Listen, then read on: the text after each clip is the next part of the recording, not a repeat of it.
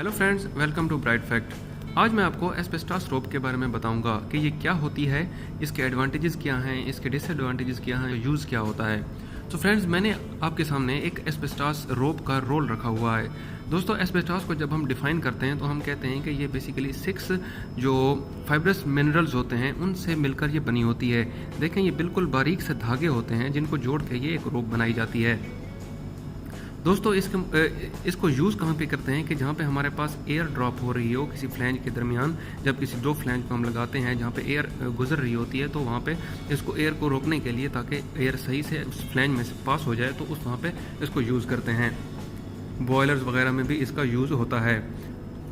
इसका जो main advantage ये है, ये हीट और फायर रेजिस्टेंस होती है। मीन्स किसी जगह पे अगर हमारे पास बहुत ज़्यादा हीट वाली जगह पर हम इसको यूज़ करते हैं तो ये वो जो हीट होती है वो इसको इफ़ेक्ट नहीं करती।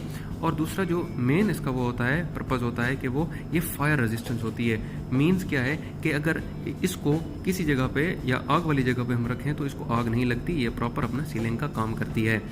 दोस्तों, जिस तरह किसी चीज़ के एडवांटेजेस होते हैं उसी तरह डिसएडवांटेजेस भी होते हैं। इसी तरह एस्बेस्टॉस रोप का एक मेन डिसएडवांटेज ये है कि इससे मुख्तलिफ बीमारियां फैल सकती हैं। आमतौर पर कैंसर भी इसके ज़्यादा इस्तेमाल से हो सकता है। इसको ज़्यादा यूज़ करने से, इसको हाथ लगाने से और ये भी कैंसर हो सकता है, और वो तब कि जब हम इसको बहुत ज़्यादा यूज़ करें।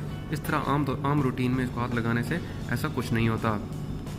एस्बेस्टॉस रोप के बारे में ये भी कहा जाता है कि ये मुख्तलिफ ममालिक में बैन है। मुख्तलिफ ममालिक में जो इंडस्ट्रीज़ होती हैं वो इसको यूज़ नहीं करती। इसके अलावा इसकी जगह पे कुछ और सीलिंग के लिए इस्तेमाल किया जाता है।